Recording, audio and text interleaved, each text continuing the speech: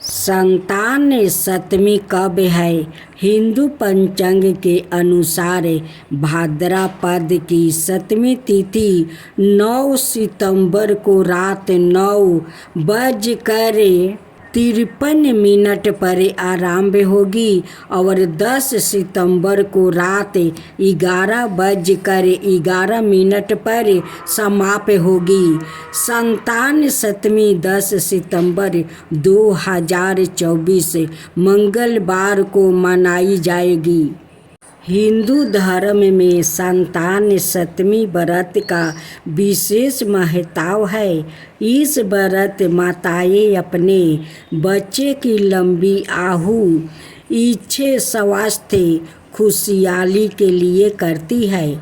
यह व्रत हर साल भाद्रपद मास की शुक्ला पक्ष की सप्तमी तिथि को किया जाता है। इस व्रत से भगवान शिव, माता पार्वती और श्री गणेश की पूजन का विधान है। संतान सप्तमी को ललिता सप्तमी के नाम से भी जाना जाता है।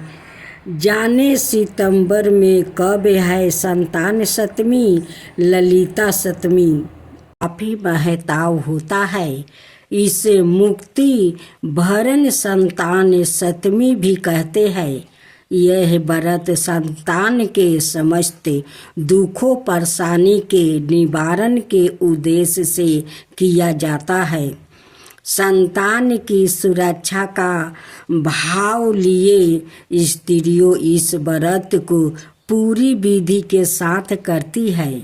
यह व्रत पुरुष अर्थात माता पिता दोनों मिलकर संतान के सुख के लिए रखती है। संतान सप्तमी कब और क्यों मनाई जाती है? संतान सप्तमी व्रत भाद्रपद मास के शुक्ला पक्ष की सप्तमी तिथि के दिन किया जाता है। यह व्रत मुख्य रूप से विवाहित स्त्रियों द्वारा ही किया जाता है। दोबरी साथे संतान सप्तमी व्रत करने से संतान प्राप्ति, संतान सुख और संतान की रक्षा के लिए किया जाता है। इस व्रत के दौरान शिव और गौरी की पूजा आराधना की जाती है। संतान सप्तमी को दोबरी सते के नाम से भी जाना जाता है। इसे भाद्रपद माह की शुक्ला सप्तमी को मनाया जाता है।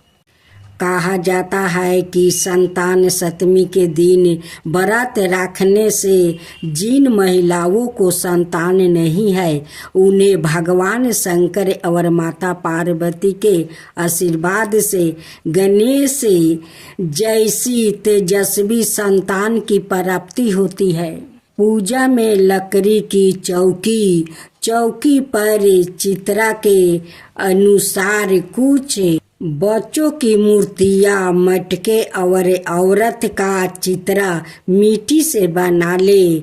जल, दूध, चावल, रोली, आटा की चीनी मिलाकर लोई बनाकर उनको पूजे और भीगा हुआ बाजरा चढ़ाकर दक्षिणा चढ़ावे। चरण स्पर्श करके दे दे। ब्राह्मणों को मिष्टान और दान दक्षिणा से संतोष करे। इस दिन से एक दिन पूर्व सायंकाल की बेला में बनाया भोजन भोग लगाकर वही ग्रहण करे।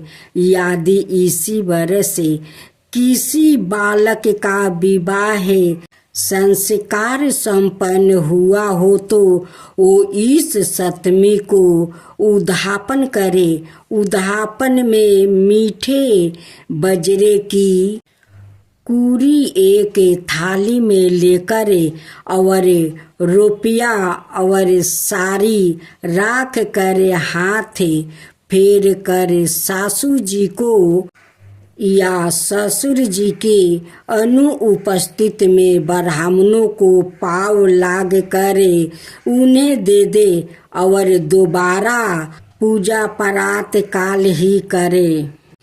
अब दोबरी सतमी संतान सतमी की कथा। एक साहूकार था, उसके 7 बेटे थे। बेटों के विवाह के फेरे के पूरे होने से पहले ही बेटा मर जाता है। इस प्रकार 6 बेटे मर गया।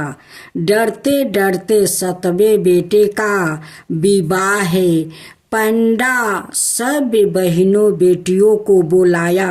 सबसे बड़ी बहुओं पीहर आते समय मार्ग में एक कुम्हार के यहाँ रुकी। उसका मन बुझा हुआ था, कोई खुशी नहीं थी। कुम्हार ढकनी गढ़ रहा था। बुआ ने पूछा, तू क्या कर रहा है?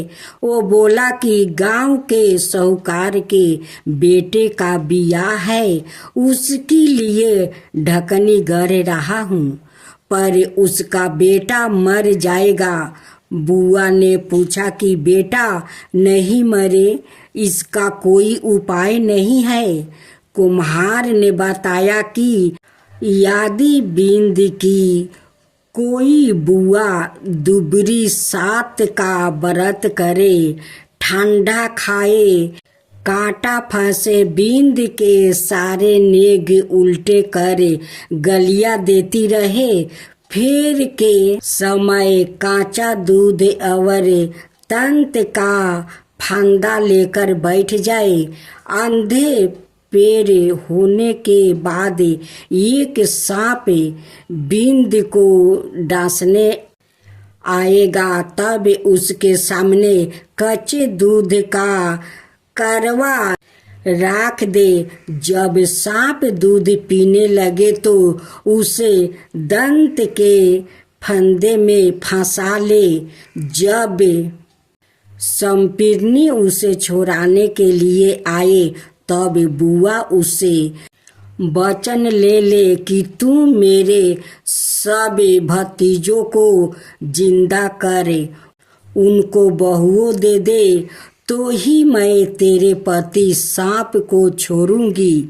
सारी बात सुनकर बुआ वहाँ से रवाना होकर पीहर में अपने घर में गलिया देती हुई घुसी। सब उसके इस व्यवहार से अचंभित रह गया, पर कोई कुछ नहीं बोला।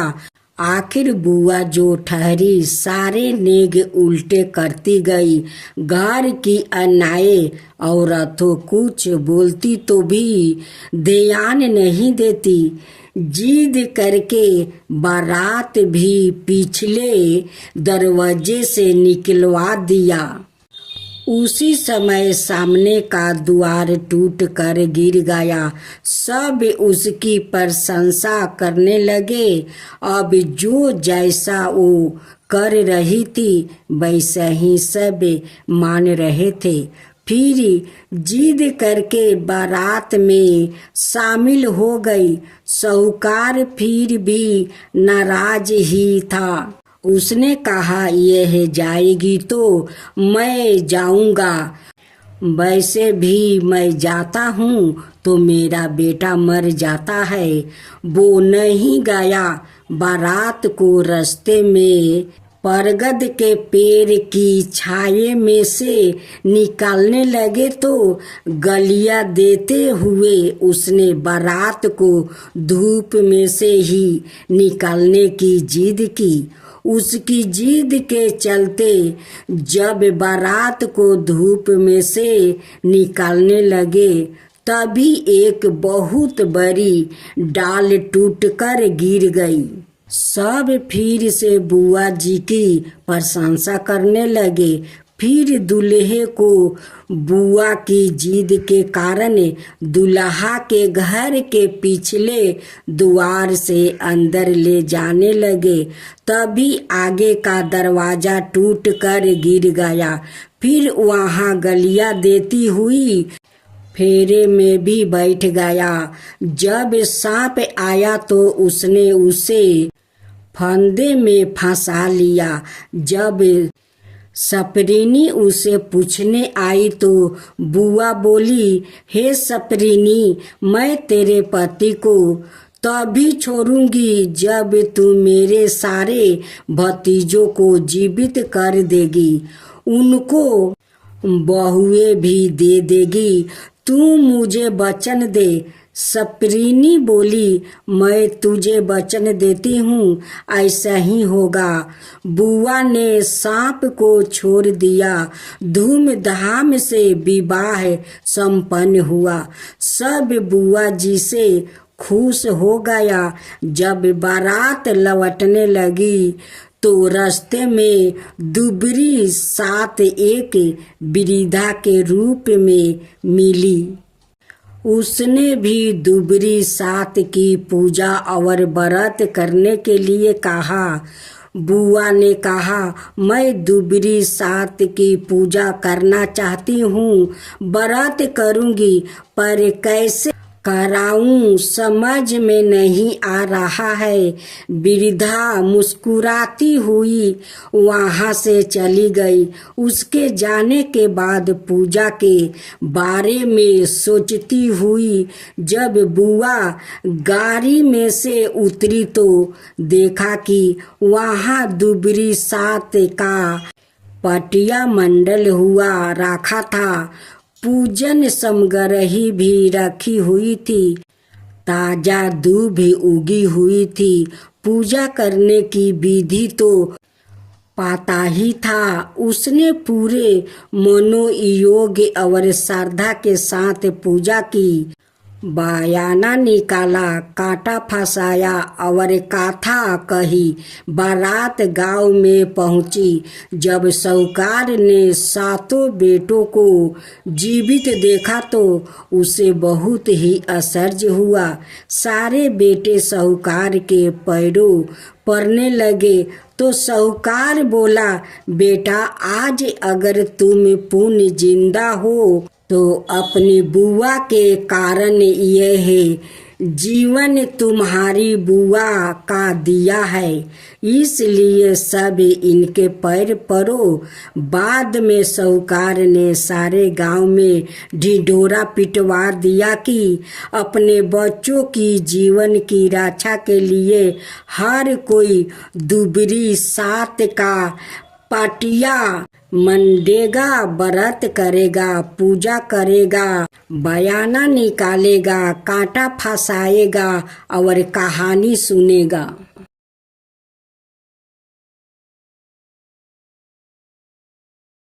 गणेश चतुर्थी व्रत का था। भादो मास की चतुर्थी तिथि शुरू होने से लेकर खत्म होने तक चंद्रमा का दर्शन नहीं करना चाहिए।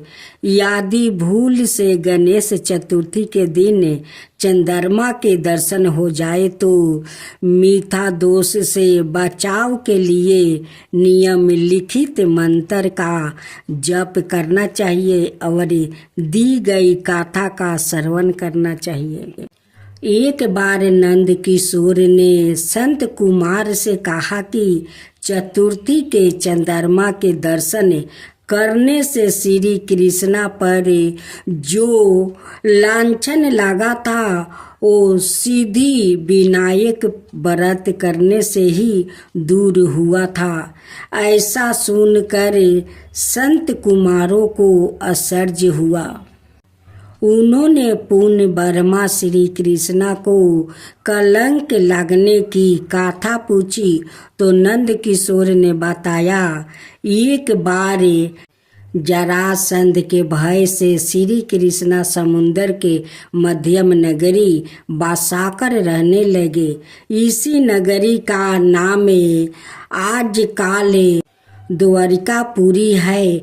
द्वारिकापुरी में निवास करने वाले सत्यराजित यादव ने सूर्य नारायण की आराधना की। तब भगवान सूर्य ने उसे नित 8 भार सोना देने वाली स्वयं नतक नाम की मणि अपने गले से उतार कर दे दिया। मणि पाकर सत्यराजित यादव जब समाज में गया तो श्री कृष्णा ने उस मणि को प्राप्त करने की इच्छा व्यक्त की। सत्यराजित ने वह मणि श्री कृष्णा को ना देकर अपने भाई प्रसन्नजीत को दे दिया। एक दिन प्रसन्नजीत घोड़े पर चढ़कर शिकार के लिए गया। वहाँ एक शेर ने उसे मार डाला और मणि ले लिया। ऋक्षों का राजा जमवंत उस सिंह को मार कर मणि लेकर गुफा में चला गया। जब प्रसेनजीत कई दिनों तक शिकार से ना लौटा तो सत्यराजित को बड़ा दुख हुआ। उसने सोचा श्री कृष्णा ने ही मणि प्राप्त करने के लिए उसका वध कर दिया होगा। अत बिना किसी प्रकार की जानकारी जुटाए उसने प्रचार कर दिया। श्री कृष्णा ने प्रसेनजीत को मार कर समनतक मणि छीन लिया। इस लोक के निंदा के निवारण के लिए श्री कृष्णा बहुत से लोगों के साथ प्रसेनजीत को ढूंढने वन में गया। वहाँ पर प्रसेनजीत को शेर द्वारा मार डालना और शेर को रीछ द्वारा मारने के चिन्ह उन्हें मिल गया।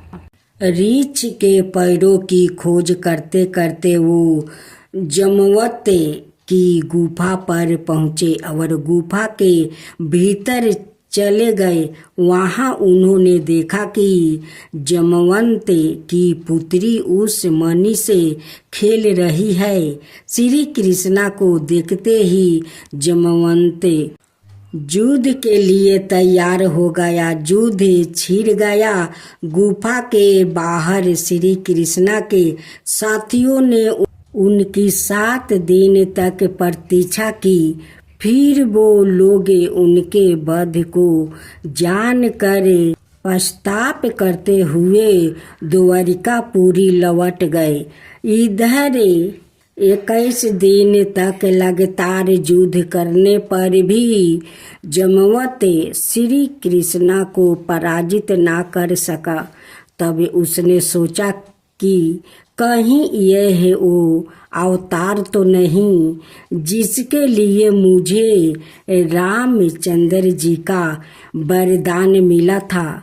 यह पुष्टि होने पर उसने अपनी कन्या का विवाह श्री कृष्णा के साथ कर दिया और मणि दहेज में दे दिया। श्री कृष्णा जब मणि लेकर वापस आए तो सत्यराजित अपने किए पर बहुत लज्जित हुआ। इस लज्जित से मुक्त होने के लिए उसने भी अपनी पुत्री का विवाह श्री कृष्णा के साथ करवा दिया। कुछ समय के बाद श्री कृष्णा किसी काम से इंद्रप्रस्थ चले गए। तब अक्रूर और ऋतु वर्मा की राय से सत्यधनवा यादव ने सत्यराजित को मारकर मणि अपने कब्जे में ले लिया।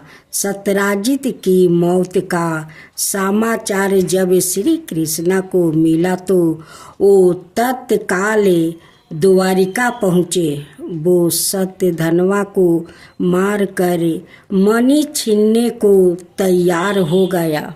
इस कार्य में सहायता के लिए बलराम भी तैयार थे। यह जानकर सत्यधनवा ने मणि अक्रूर को दे दिया और सवाए भाग निकला।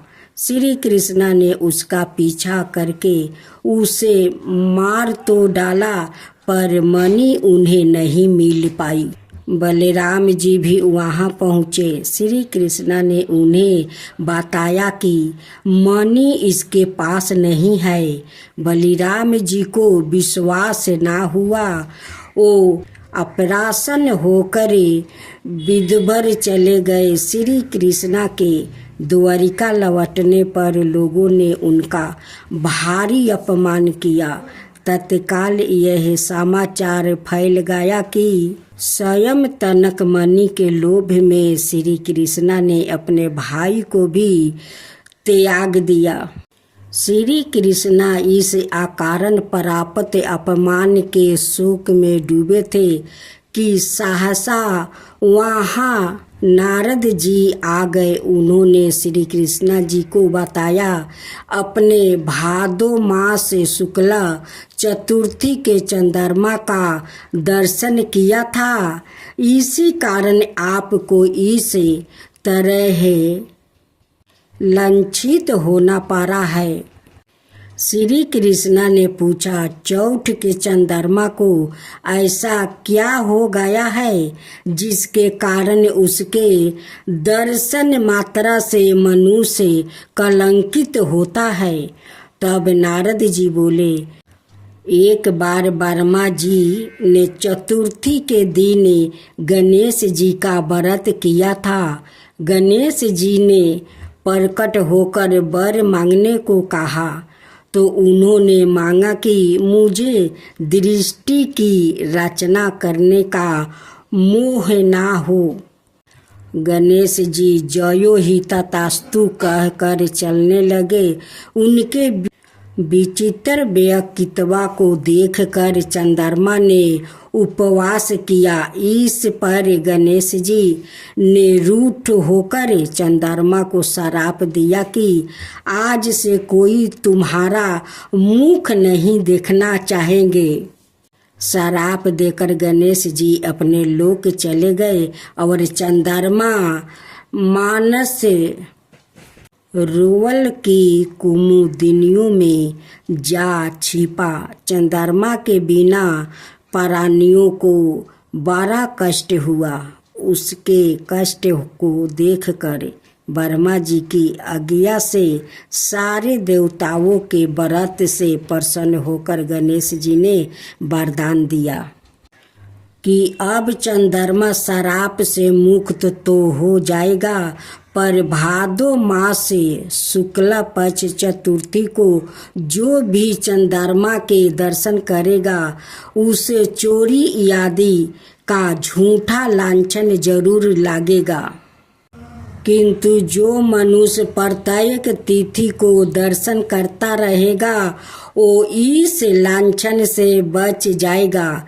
इस चतुर्थी को सीधी विनायक व्रत करने से सारे दोष छूट जाएगा।